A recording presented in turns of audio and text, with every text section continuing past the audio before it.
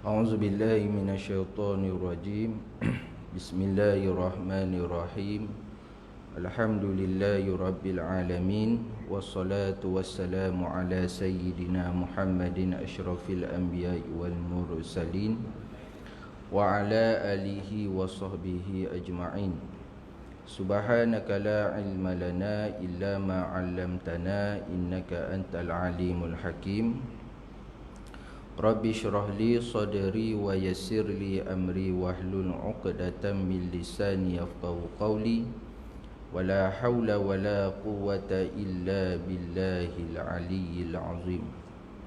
Qala Allah subhanahu wa ta'ala fi kitabihil karim A'udzu billahi minasy syaithanir rajim Ya ayyuhalladzina amanu taqullaha haqqa tuqatih wa la tamutunna illa wa antum muslimun.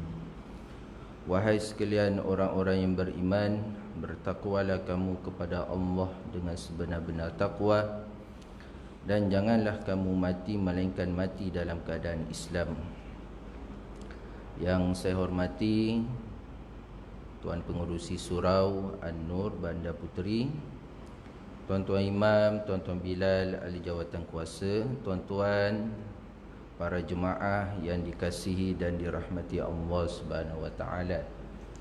Pertama sekali, marilah kita sama-sama merafakkan setinggi-tinggi kesyukuran kepada Allah Subhanahu Wa Taala kerana dengan izinnya kita dapat bertemu kembali berjemaah bersama-sama di surau dan juga di masjid di tempat tuan-tuan ini setelah sekian lama ataupun sementara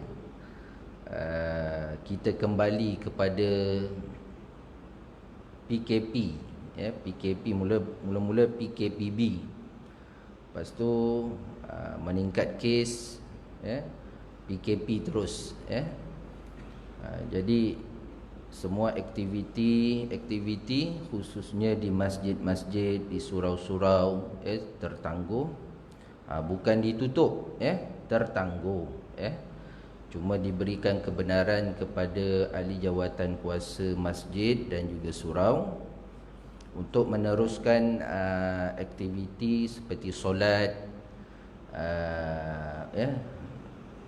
supaya aktiviti masjid itu tidak terus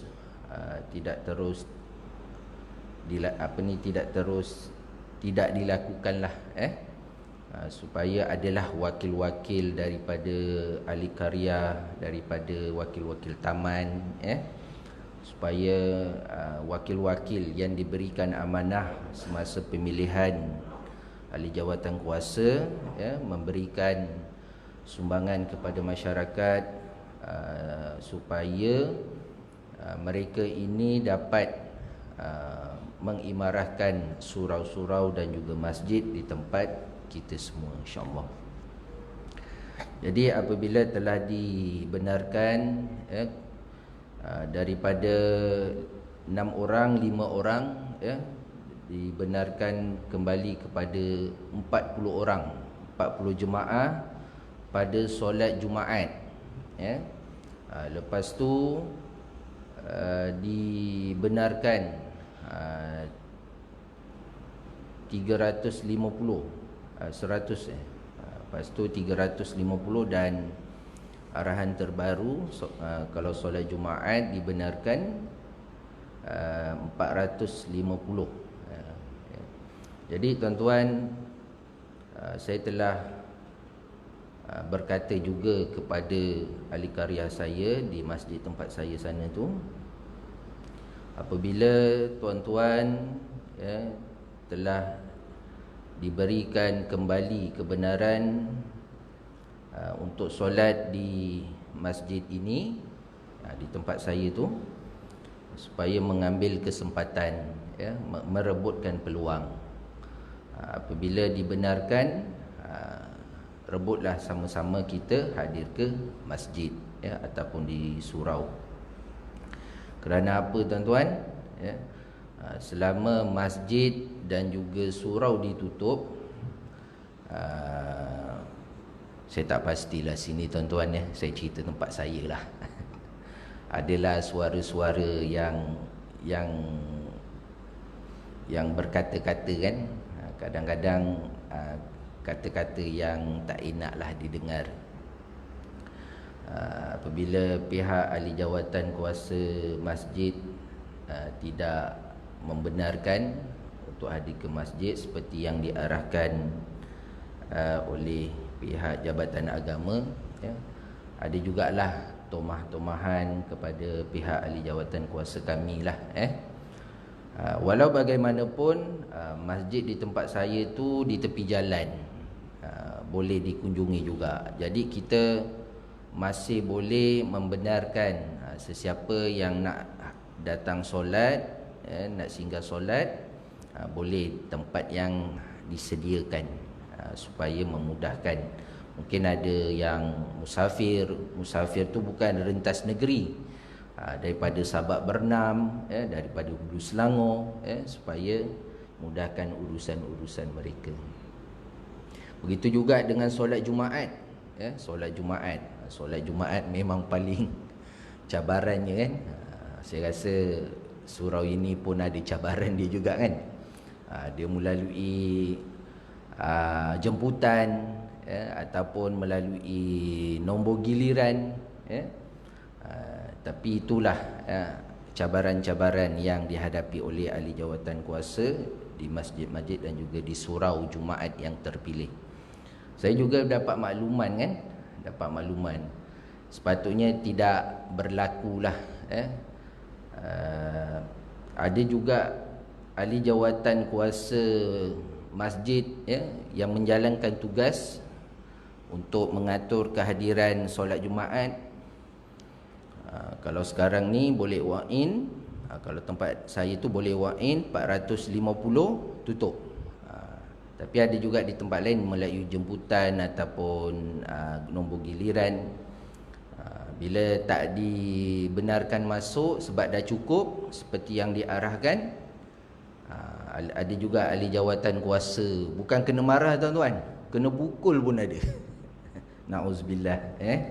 Jadi itulah, bila kat situlah nilai, kita kena tengok nilai keimanan seseorang itu, sejauh mana dia sabar ataupun bijak menangani masalah-masalah yang dihadapi. Cuma sebagai mukadimah, sebab kita bertemu kembali kan tuan-tuan kan, apabila memang hukum asal untuk menunaikan solat fardu Jumaat itu adalah fardu ain, wajib ke atas lelaki yang mukallaf, memang tak dinafikan. Apabila pemerintah ataupun pihak berkuasa yang menetapkan jumlah yang terhad, contohnya kalau sekarang 450, tiba-tiba kita ni 451, maka gugurlah kefarduan ke atas orang itu, kecuali kalaulah ada budi bicara. Ada budi bicara, tak dibenarkan masuk, tak apa, kita uzurkan diri kita, solat zuhur, untuk kita melaksanakan juga tanggungjawab kita sebagai orang Islam kepada Allah Subhanahu Wa Taala. Kalau dulu masa 6 orang tuan-tuan, 4 orang ni ahli jawatan kuasa masjid, 4 seorang ni kita jemput surau, dan seorang lagi kita jemput ahli jemaah, ahli jemaah yang biasanya lah, yang lazimnya hadir ke masjid. Kita gila-gila. Kadang-kadang kalau saya minggu tu tak bertugas, saya bagi kota saya ni, saya bagi dekat orang lain saya jemput. Tak apalah, bagi dia merasa melepaskan rindu kepada masjid. Jadi mudah-mudahan bila masjid ini ataupun surau dah telah dibuka tuan-tuan, pada saya lah cukuplah ujian-ujian tidak hadir ke masjid, tidak dapat hadir ke masjid ataupun di surau, supaya peluang yang ada ni kita sama-sama manfaatkan, dan kita sama-sama mohon kepada Allah, bermunajat, Ya Allah, niatkan di dalam hati, ya Allah, janganlah tertangguh lagi aktiviti-aktiviti di masjid. Jadi tuan-tuan, kita semua kena berusaha melindungi diri kita. Baik tuan-tuan, insya-Allah kita sambung kembali perbincangan kita dalam tajuk ataupun dalam kitab Al-Fiqh Manhaji berkenaan dengan munakahat. Dalam sesi yang lepas tuan-tuan, saya telah berhenti tentang mas kahwin, tentang mas kahwin, dan saya cadangnya hari ini nak masuk talak, tapi saya nak sentuh sikit. Saya nak sentuh sikit tentang mas kahwin berdasarkan taraf. Berdasarkan taraf. Dipanggil juga istilahnya mahrul misli. Mahar misli. Apa maknanya mas kahwin bertarafkan taraf? Tengok kedudukan ke, tengok dari segi kedudukan orang itu ke, taraf dia ke, macam mana Pengertiannya, mas kahwin ini ialah harta yang dituntut dalam perkahwinan. Siapa yang punya hak? Isteri. Selepas akad nikah itu, mahar itu mesti diberikan kepada isteri. Suami berikan kepada isteri. Yang biasanya berdasarkan taraf isteri. Mungkin dia ni orang kerabat, mungkin dia ni orang ada adat yang berpegang kepada sesuatu perkara yang ditentukan oleh keluarga. Nilainya mas kahwin ini berdasarkan, mas kahwin ini dinilai berdasarkan nasab kaum kerabat isteri belah bapanya. Belah bapanya yang menentukan nilai kadar nasab itu. Nanti saya ambil contoh yang mudah sikit. Ia dinilai mengikut mas kahwin kerabat perempuan yang terdekat hubungannya, iaitu adik-beradik perempuan seibu sebapa, adik-beradik perempuan sebapa, anak-anak perempuan adik-beradik lelaki, dan ibu-ibu saudara belah bapa. Mereka ini yang menentukan. Kalau tuan-tuan perasan kan, ada satu adat di Indonesia, ada satu adat Indonesia. Kisah ini juga telah ditulis oleh almarhum Dr. Hamka, ulama besar di Indonesia. Dia ada buat satu novel. Kalau tuan-tuan pernah dengar Tenggelamnya Kapal Van der Wijk,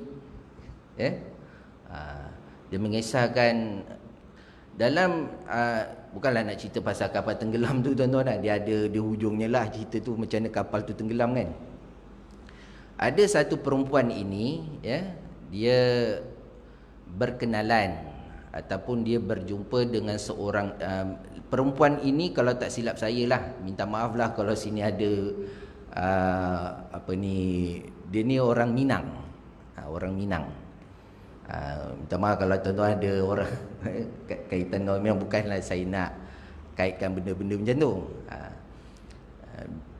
Seorang perempuan, dia berkenalan dengan seorang lelaki, dia bukan orang Minang. Dia mungkin orang luar. Orang luar, bukan asal daripada situ. Dia bermastautin. Asalnya dia nak belajar agama.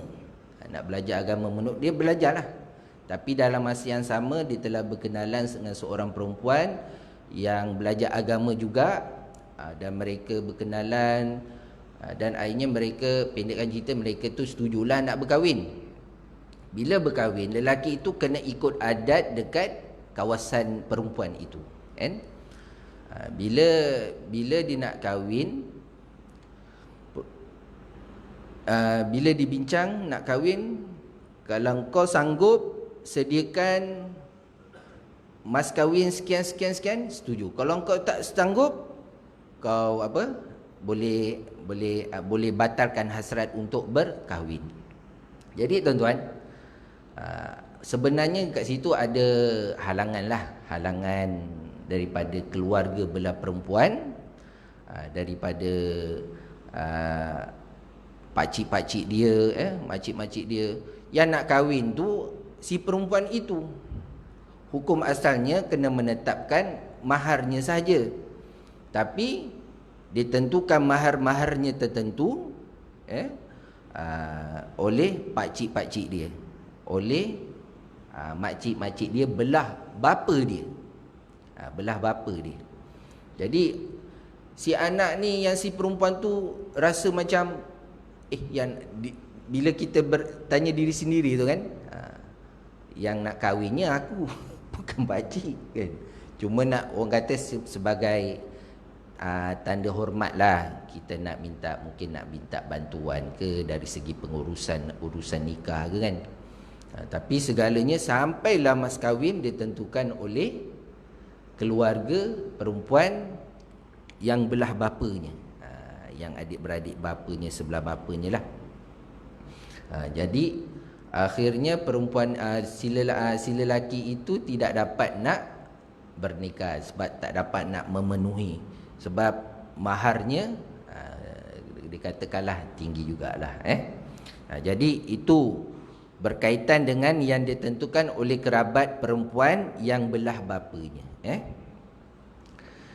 Ia juga dinilai menurut persamaan mereka berdasarkan sifat-sifat yang akan dijelaskan kemudian. Sekiranya tiada kaum kerabat perempuan, yakni yang belah bapanya, kalau tak ada kerabat perempuan yang terdekat tersebut atau mereka masih belum berkahwin, mas kahwin akan dinilai mengikut kaum kerabat terdekat belah ibu pula. Kalau dia tak ada kerabat belah bapanya, adik-beradik belah bapa ke, seibu sebapa ke, belah bapa ke, ditentukan oleh belah ibu pula. Seperti ibu, nenek, ibu saudara, belah ibu atau anak-anak perempuan, adik-beradik perempuan. Ini sebenarnya tuan-tuan, mahrul misli ni dia bukan hukum asal. Dia adalah supaya kita ni kena memahami juga peraturan adat setempat. Kita kena tahu dia punya adat setempat. Macam kita duduk di Selangor. Kita nak kahwin dengan anak kita nak kahwin dengan orang di Pahang. Macam mana dia punya aturannya? Kalau dah ditetapkan pihak Jabatan Agama Islam contohlah di Pahang, dia menetapkan mas kahwin 500. Ikut je lah. Sebab apa? Dia taraf dia orang biasa, masyarakat.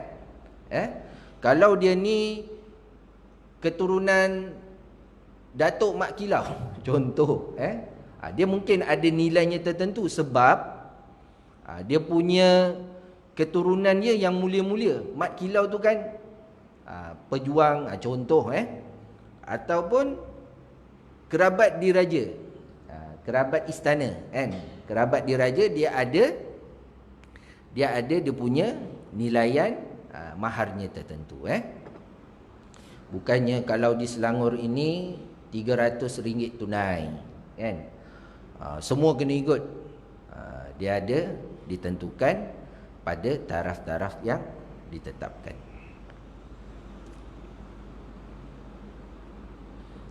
Hal ini adalah kerana mereka lebih utama berbanding perempuan-perempuan yang bukan kerabat, yang bukan ada kaitanlah dengan pengantin perempuan.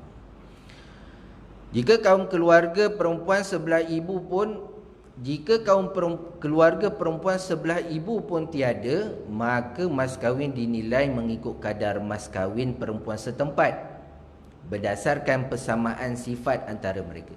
Kalau belah bapa tak ada, kerabat-kerabat belah bapa tak ada, kerabat-kerabat belah ibu tak ada, kena lihat kadar mas kahwin perempuan mengikut setempat. Mengikut setempat berdasarkan persamaan sifat antara mereka. Mungkin dari segi sifat sifat fizikal dia, sifat dia punya taraf hidup dia. Persamaan sifat bagi penilaian mas kahwin. Sifatnya ditentu melalui apa? Mas kahwin misil ni yang dimaksudkan ialah umur. Umur antara 20 hingga 30, ada tak dia punya persamaan dia dari segi akal. Dia ni orang yang cerdik, belajar tinggi, ada ijazah, ada PhD, ada apa, master, kan? Kecantikan, walaupun kecantikan tu tak kekal tuan-tuan, tapi kecantikan itulah yang menjadi salah satu keutamaan bagi pihak lelaki tu juga. Kekayaan, maruah, keagamaan, ketakwaan, keilmuan, anak dara, masih dara lagi ke tidak, janda, dan semua sifat lain yang berbeza-beza berdasarkan tujuan yang baik. Dia mesti dengan tujuan yang baik. Kalau contohlah dari segi keilmuan, dari segi keilmuan, kadang, tapi sebenarnya tuan-tuan, kita kat Malaysia ni, khususnya kat negeri Selangor ni, bila ada rombongan peminangan daripada keluarga perempuan, daripada keluarga lelaki kepada keluarga perempuan, pihak keluarga nak tahu berapa hantaran, itu bukan mas kahwin, itu adalah hantaran nak buat belanja. Tapi tuan-tuan, dia macam ada hampir persamaan lah. Sekiranya dalam sesuatu wilayah tu tidak ditetapkan nilai mas kahwin.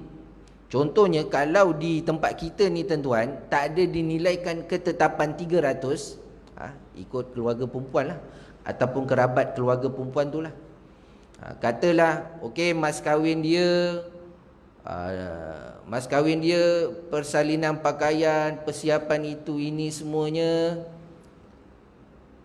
10,000 lah. Jadi keluarga lelaki ni macam tak sesuai je, 10,000 kan, contohlah kan. Mungkin antara bakal pengantin lelaki dengan bakal pengantin perempuan tu dah berbincang, saya mampu 5,000. Tiba-tiba datang peminangan, keluarga perempuan minta 10,000. Tapi yang dalam bentuk mahar itulah. Bila dalam bentuk mahar, akad nikah kena sebut nilai mas kahwin yang dibincangkan. Sekiranya tiada ketetapan dalam satu-satu tempat berapa nilai mas kahwin tersebut. Tapi alhamdulillah lah tuan-tuan, kat tempat kita ni tuan-tuan, mas kahwin dah ditetapkan RM300. Saya rasa negeri lain pun RM300 juga, ada yang RM300.5. Jadi tuan-tuan, mudah untuk memberikan nilaian mas kahwin yang ditetapkan. Tetapi ada dia punya penambahan sampingan. Itu bukan mas kahwin, itu adalah hantaran, duit belanja, kan? Jadi itulah yang berlaku di kalangan masyarakat kita.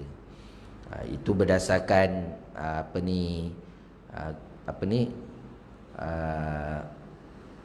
keadaan semasa di tempat kita semua. Hal ini adalah kerana mas kahwin akan berbeza-beza mengikut perbezaan sifat-sifat ini. Dari segi umurnya mungkin berbeza, dari segi akal dia, ada juga yang umurnya 30 tahun dengan umur 25 tahun, yang 25 tahun nampak matang daripada umur 30 tahun. Macam ada orang berkata kepada saya kan, orang bertanya umur saya, Orang bertanya umur saya ni umurnya berapa? Kata Encik Adi ni umurnya berapa? Agak-agak berapa? Agak-agak berapa? Sekali dia teka umur saya ni 25 tahun. Mudanya aku. Boleh macam bujang lagi ni rasanya, contoh. Kata rasa-rasanya dah berapa? Lepas tu saya pun cakap lah, dah 40-an dah. Lepas tu dia, yang bertanya tu macam tak percaya, kan? Mengikut umur yang ini kepada yang bakal pengantin perempuan. Yang umurnya 25 tahun, berapa yang sepatutnya dia letak nilai maharnya? 30 tahun, berapa nilai maharnya? Dari segi keagamaan, yang menjaga agamanya betul-betul, menutup aurat, menjaga maruah dia, solat dia tak tinggal, perkara-perkara sunat dia tak tinggal, itu pun wajar dinilaikan. Sebab yang nampaknya siapa, tuan-tuan? Yang nampak tu ahli keluarga perempuan itu. Ini katakanlah kan, yang adik-beradik belah bapa dia ada buat perbincangan, oh ini anak saudara saya ni, anak saudara saya ni dia ni seorang yang kuat agama ni. Dia ni satu-satunya harapan keluarga ni.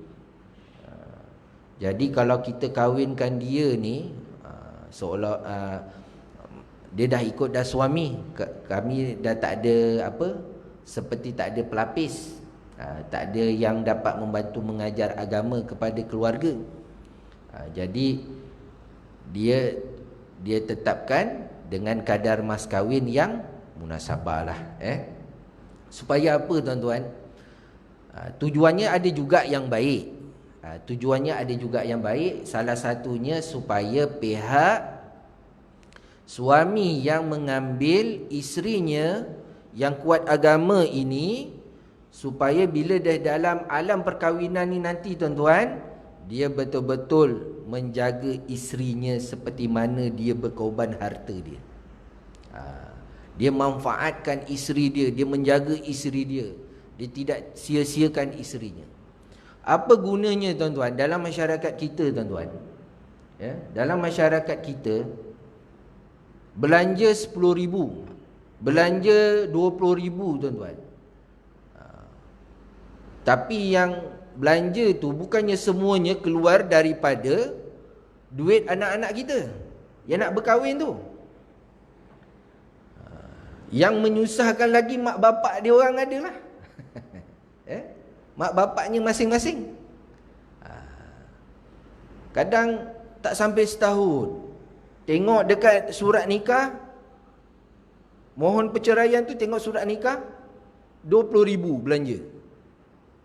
Mas kahwin dah tentulah tulis 300. Hantaran 20,000, 30,000 pun ada. Sepatutnya dengan nilai 30,000 tu, tuan, nak kumpul kami susah, tuan-tuan. Kadang sampai buat pinjaman. Ni nak buat loan, ni nak buat apa ni, nak beli rumah, tak apalah juga, kan? Susah-susah pun ada juga, kita ada juga rumah juga. Tapi kalau bab perkahwinan, buat loan disebabkan nak berkahwin, kalau tak dimanfaatkan betul-betul perkahwinan itu, tak jaga perkahwinan itu, tuan-tuan, apa gunanya berkorban mengumpulkan 30,000, 40,000, 50,000, tapi berkahwin, na'udzubillah lah, berkahwin hanya setahun 2 tahun saja. Ada mula-mula masalah yang dihadapi oleh pasangan-pasangan tersebut, mengambil mudah, tak nak memikirkan masalah-masalah. Kita jangan kena ingatlah kepada anak-anak kita ni, tuan-tuan. Bila ada satu mula-mula ada satu masalah ni yang timbul, jangan mudah ambil ringan. Jangan mudah ambil ringan. Bersedia nak memikirkan dan nak menguruskan masalah tu. Tu sebab tuan-tuan, banyak di kalangan masyarakat kita lah yang bila mohon perceraian di mahkamah syariah, ialah biasalah ramainya perempuan, ramainya perempuan yang mohon. Ada juga lelaki yang mohon. Kalau dalam purata tu 70 perempuan, 30 lelaki lah. Banyak juga tu 30 tu kan. Dia sebab apa? Banyaknya isteri ni menguruskan rumah tangga. Menguruskan rumah tangga, kadang suami ni tidak bekerja. Kenapa tidak bekerja? Dibuang kerja, ada usaha, tak nak cari yang lain. Saya pastilah tuan-tuan kan, kalau si isteri ni memahami, dia tahu suami dia dah kena buang kerja. Bila dah kena buang kerja, pendapatannya terganggu. Nak menguruskan perbelanjaan pun terganggu. Dia kalau tengok suaminya berusaha, kan, berusaha nak cari pekerjaan ataupun nak cari kerja-kerja sampingan, cuci pinggan pun tak apalah, jual tin pun tak apalah. Saya rasa isterinya nampak usaha suaminya tu. Tapi si isteri ni pun kena faham lah juga kan. Ni PKP ni. PKP ni kena masing-masing memahami lah. Memang perceraian banyak berlaku disebabkan PKP, kena buang kerja kan. Bila PKP kena buang kerja, pendapatan pun terganggu, nak belanja anak, minum susu pun kadang tak dapat nak beli susu untuk bagi anak minum. Isteri dah rasa macam hilang sabar. Sepatutnya kena kena sekarang ni jangan ada apa-apa pekerjaan ke rezeki-rezeki yang datang tu yang mampu kita buat, kita buat. Jadi tuan-tuan para jemaah sekalian, jadi kembali kepada tajuk kita yang bincang ini, bagaimana dalam kedudukan setempat masyarakat ataupun keluarga kerabat belah lelaki atau kerabat belah perempuan atau keadaan penduduk setempat menentukan kadar nilai mas kahwin berdasarkan hadis Nabi SAW. Sebelum saya tutup, saya bacakan hadis ini tuan-tuan. An Abdillah bin Mas'ud radhiyallahu anhu annahu su'ila ar-rajuli tazawwaja imra'atan wa lam yafrid laha sadaqan wa lam yadkhul biha hatta mata. Faqala Ibnu Mas'ud radhiyallahu an laha mithlu sadaqi nisaiha wala waqsa wala syatata wa 'alayha al-'iddah wa lahal miras. Faqama Ma'qil bin Sinan al-Ashja'i faqala qada Rasulullah sallallahu alaihi wasallam fi birwa'a binti Washiq imra'atin minna misla allazi qadaita fa fariha biha Ibnu Mas'ud radhiyallahu an. Sadaqa Rasulullah. Yang bermaksud daripada Abdullah bin Mas'ud radhiyallahu an, dia ditanya tentang seorang lelaki yang mengahwini seorang perempuan. Seorang lelaki mengahwini seorang perempuan sedangkan lelaki itu belum menetapkan mas kahwinnya. Belum menetapkan mas kahwinnya dan belum menyetubuhinya sehinggalah lelaki tersebut meninggal dunia. Mungkin kat sini yang saya fahamlah, dia dah kahwin tapi belum bagi mas kahwin dan belum bersetubuh dengan isterinya itu sehingga dia meninggal.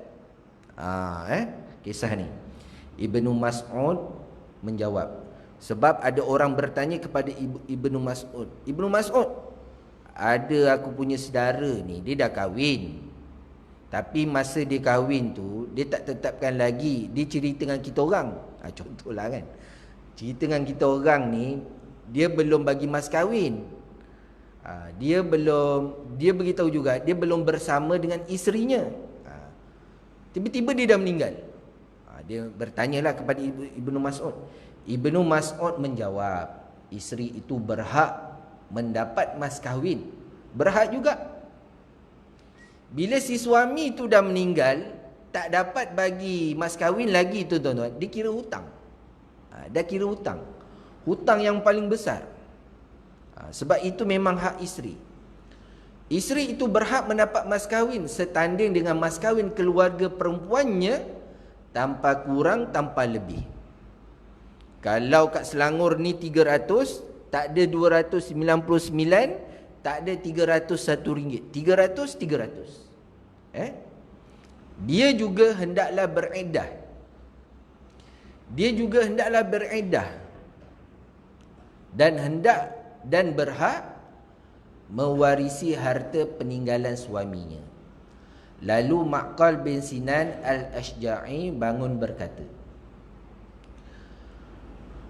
tiba-tiba ada seorang lelaki ni namanya Maqal bin Sinan al-Ashja'i berkata, Rasulullah sallallahu alaihi wasallam telah menyatakan hukum yang sama dalam masalah Barwa binti Washiq, seorang perempuan di kalangan kami. Abdullah bin Mas'ud pun berasa gembira mendengarnya. Jadi tuan-tuan, bila kita lihat permasalahan ini di kalangan sahabat Nabi SAW, secara mutlaknya mas kahwin itu wajib dibagi. Sebab itu kena ada satu perundangan ataupun peraturan yang ditetapkan oleh Jabatan Agama. Katalah ditakdirkan tuan-tuan, Jabatan Agama tak ada. Jabatan Agama, Jais tak ada, Jaib tak ada, Jaim tak ada, nak kahwin ni berapa mas kahwin? Itulah faedahnya ataupun hikmahnya pihak pejabat agama ni, Jabatan Agama menetapkan mas kahwin dalam masyarakat kita. Supaya apa? Tahu tanggungjawab itu. Bersedia nak kahwin, bagi mas kahwin ni 300 nanti kepada isterinya. Kalau yang macam ni tuan-tuan, masalah yang dihadapi oleh sahabat, dah kahwin, belum bagi mas kahwin, belum bagi belum bersama lagi, dah meninggal, mas kahwin tu tetap kena bagi juga. Kalau tiada ketetapan ataupun peraturan berapa mas kahwinnya nak diberi, ketetapan itu mesti ditetapkan oleh di kalangan kerabat, di kalangan kerabat isteri itu yang belah bapanya, peringkat pertama. Kalau tak ada, belah perempuannya, kerabat belah perempuannya. Kalau tak ada juga, baru dalam keadaan penduduk setempat. Berdasarkan penduduk setempat yang perempuan khususnya, berapa biasanya mas kahwin itu dinilai dan juga diberikan kepada isteri yang dinikahinya. Jadi tuan-tuan, secara kesimpulannya, mas kahwin misli ini adalah supaya si suami itu tetap kena tahu tanggungjawab dia memberikan keperluan isterinya dalam bentuk mas kahwin. Dan si isteri, sampai ada sebut dalam ni tuan-tuan, dan si isteri berhak, dan si isteri juga berhak menolak sekiranya si suami itu ajak bersama, sekiranya mas kahwin itu tidak diberikan. Walaupun boleh sebenarnya, tapi kalaulah ada sesiapalah yang belum menjelaskan mas kahwin, maka jelaskanlah tuan-tuan. sama ada anak kita ke ataupun sesiapalah, kawan-kawan kita ke, maka kena jelaskan mas kahwin tersebut, insya-Allah. Jadi tuan-tuan, saya rasa tentang mas kahwin ini selesailah untuk dibincangkan, insya-Allah. Mungkin sekiranya tidak ada apa-apa halangan, kita boleh masuk dalam bab talak. Bab talak ni panjang perbincangannya. Saya akan sentuh bab talak ini dari segi ilmiah dan juga dari segi keadaan ataupun peraturan-peraturan yang ditetapkan, macam mana kita nak menguruskan bab talak ni nanti, insya-Allah. Jadi tuan-tuan, sebelum saya berakhir, ingin saya sampaikan satu maklumat ini. Sekiranya kalaulah ada anak perempuan kita kahwin ni tuan-tuan, anak perempuan kita nak kahwin, anak saudara ke, anak kawan kita ke tuan-tuan, dia nak kahwin tapi mak ayahnya tak ada sijil nikah. Mungkin mak ayahnya kahwin sindiket, satu. Mungkin mak ayahnya kahwin dekat luar, di Thailand ke, di Indonesia ke, yang tak berdaftar dengan pejabat agama. Tiba-tiba anaknya dah besar, umur 20, umur 25, baru anaknya tahu mak ayahnya tak ada surat nikah. Jadi macam mana keadaannya? Mak ayahnya kena failkan pengesahan pernikahan dia yang dulu tu. Sebelum berfikir anaknya nak berkahwin, sebelum buat keputusan ataupun tindakan, anak perempuannya tu nak kahwin, kena daftarkan pernikahan mak ayahnya dulu. Nak memastikan pernikahan mak ayahnya dulu, mungkin 20 tahun, 25 tahun yang lepas, yang tak pernah didaftarkan, sah ke tidak? Sekarang ni ditetapkan, dia tak boleh, contohlah, contohnya dia pergi pejabat agama, dia pergi pejabat agama nak nikah. Pejabat agama nak tengok surat nikah mak ayahnya juga, surat nikah mak ayahnya.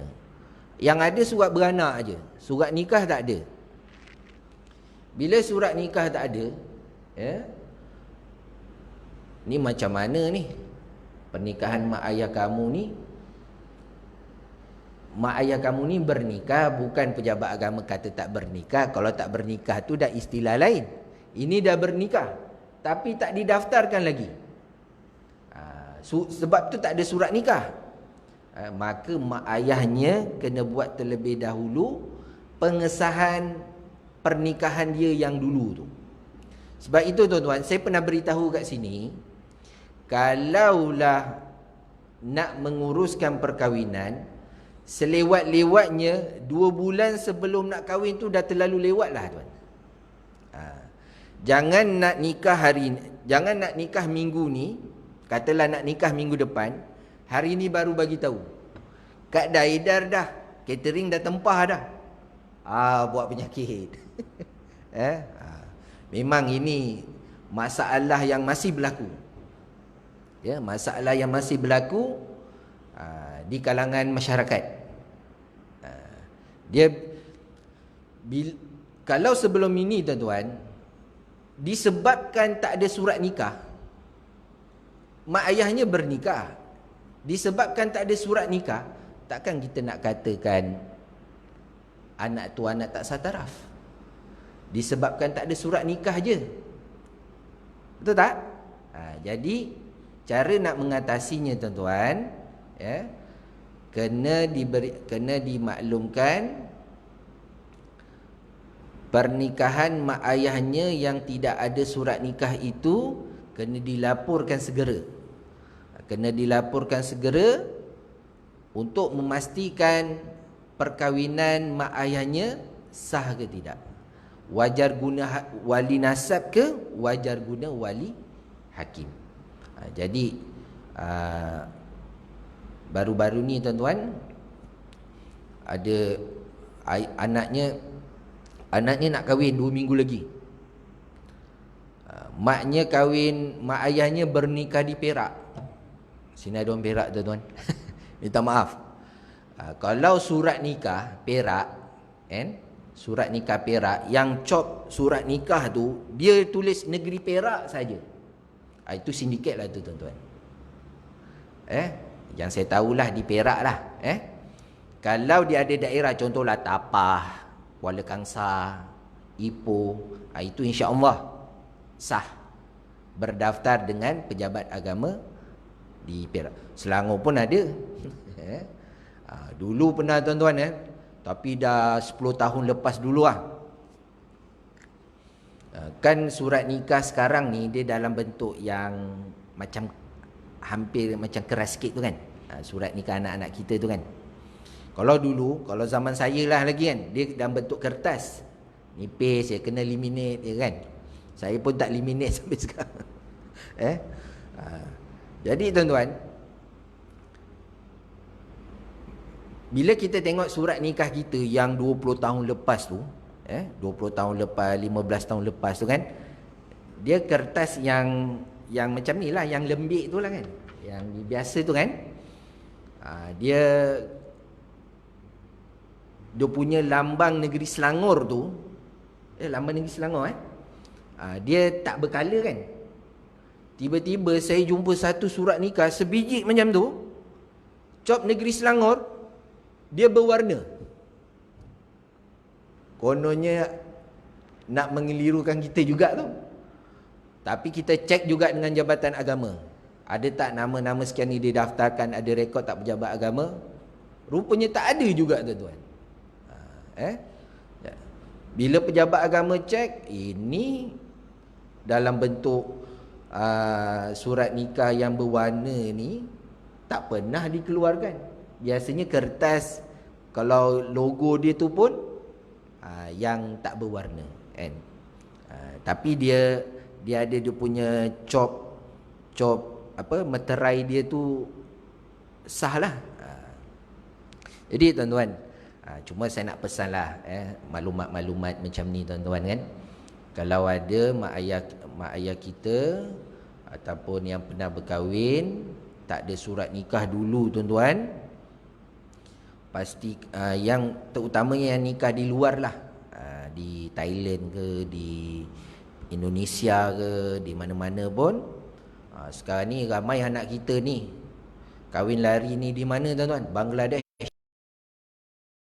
Yang pertama, kena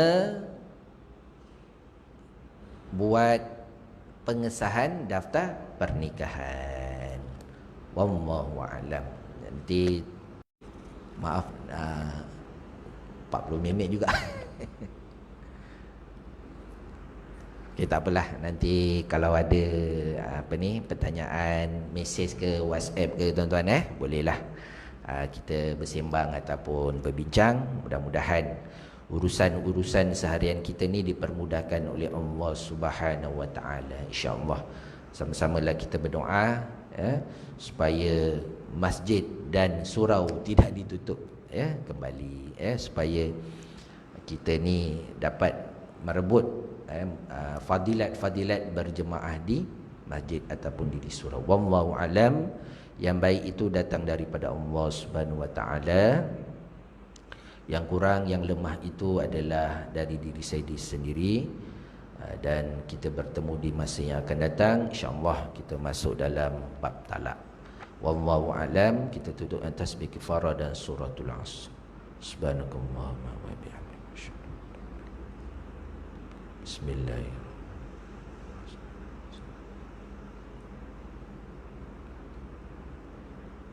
Assalamualaikum warahmatullahi wabarakatuh.